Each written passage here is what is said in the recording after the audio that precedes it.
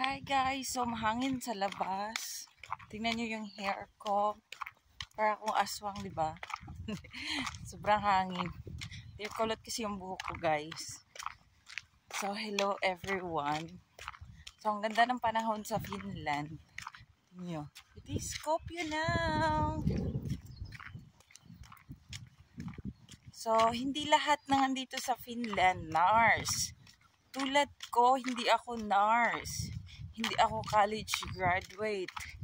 Hindi din ako caregiver. Tsaka wala din ako experience. Sadyang lucky lang talaga ako na nakapunta dito. And I'm proud of that. Kasi I'm not a nurse. I'm not a caregiver. I'm not a college graduate. I'm not a professional. Not at all. Isa lang naman akong hamak na mahirap na kunyang sa Hong Kong at napadpad dito sa Finland. That's my journey. Bye!